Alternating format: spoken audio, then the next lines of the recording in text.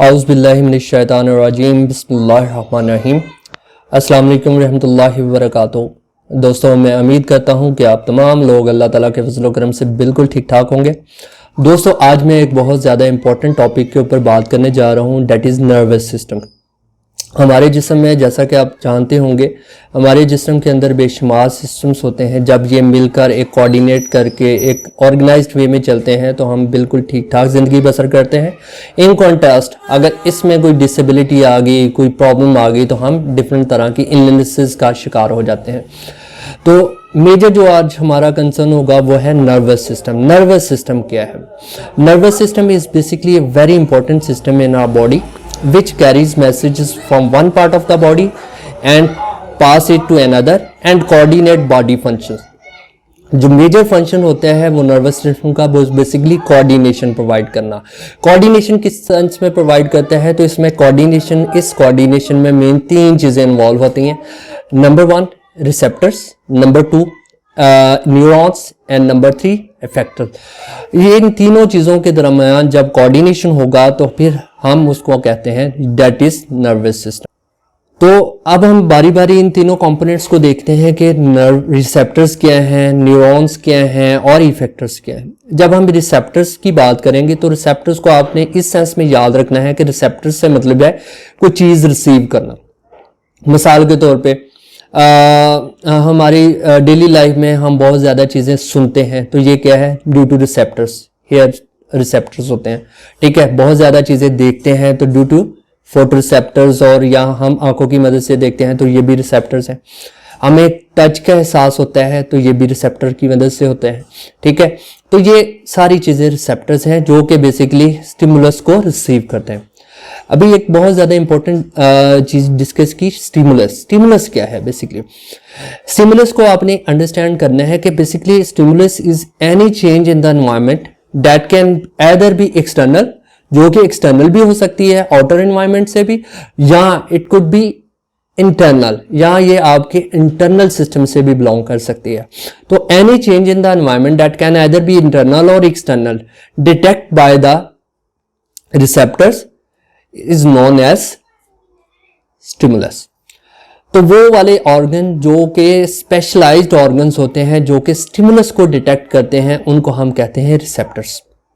मिसाल के तौर पे फोटो रिसेप्टर्स क्या होते हैं? फोटो रिसेप्टर्स का काम होता है लाइट को डिटेक्ट करना। इसी तरह मैकेनो रिसेप्टर्स होते हैं। मैकेनो रिसेप्टर्स क्या करते हैं? टच को, प्रेशर को, हीटिंग को, इक्विलिब्रियम को, ये सारी चीज़ों को डिटेक्ट करते हैं और उनको रिस्पॉन्ड करते हैं। और इसी तरह थर्मो रिसेप्टर्स क्या करते हैं? Thermal response to respond to cold, heat, इन चीज़ों को रिस्पॉन्ड करते हैं। और इसी तरह नोसी रिसेप्टर्स होते हैं जो कि बेसिकली पेन डिटेक्टिंग रिसेप्टर्स होते हैं जो कि पेन का एहसास दिलाते हैं, उनको हम कहते हैं नोसी रिसेप्टर्स। तो रिसेप्टर्स आपने याद रखना है कि वो वाले ऑर्गन्स होते हैं जो कि स्टिमुलस को डिटेक्ट करते हैं। स्टिमुलस के ऊपर हमारी बात हो चुकी है कि वो वाली चेंजेस जो कि हमारे इन्वायरमेंट में हो रही होती हैं, इनको जो डिटेक्ट करते हैं उनको हम कहते हैं receptors. Number 2 major important component है न्यूरॉन्स। न्यूरॉन्स क्या है? Neurons basically structural and functional unit of nervous system. आपने इसको ऐसे याद रखना है कि जिस तरह अगर हम एक बिल्डिंग देखते हैं तो बिल्डिंग्स में बेशुमार इंग्रेडिएंट्स होते हैं, लाइक इसमें ब्रिक्स होती हैं, इसमें सीमेंट होता है, इसमें रेत होती है।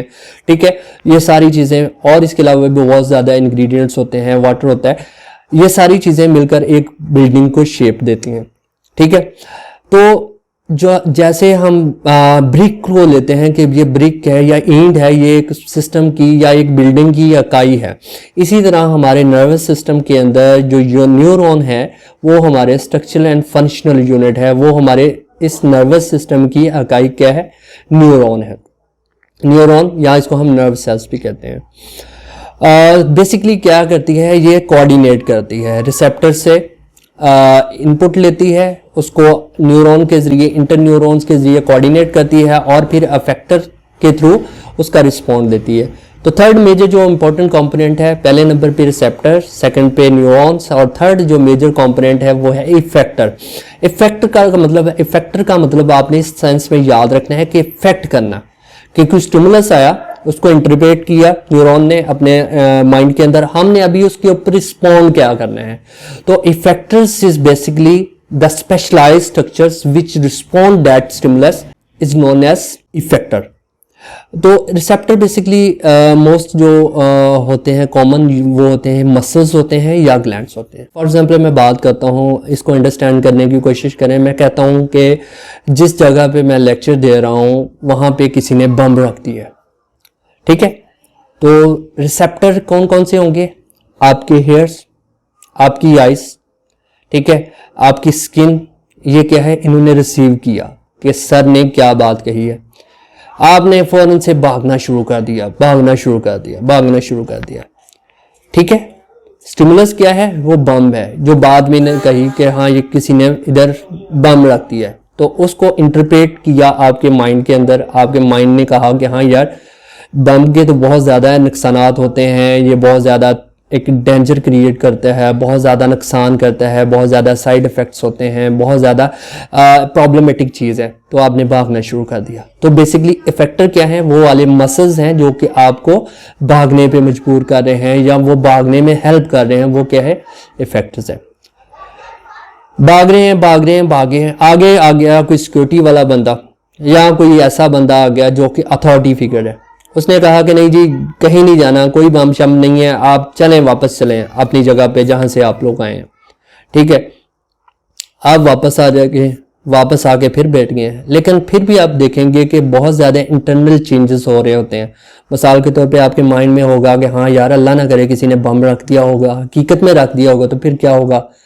आपकी हार्ट बीट तेज़ हो जाती है, रेस्पिरेटरी रेट तेज़ हो जाता है, स्वेटिंग स्टार्ट हो जाती है, फेस एक्सप्रेशन चेंज हो जाते हैं, ठीक है।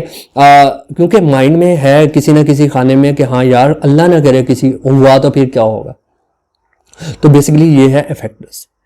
तीनों आज हमने पढ़े नर्वस सिस्टम क्या है। Nervous system basically coordination system है जो कि कोऑर्डिनेट करते हैं किन चीज़ों को? 3 चीज़ों को, रिसेप्टर को, न्यूरॉन और इफेक्टर।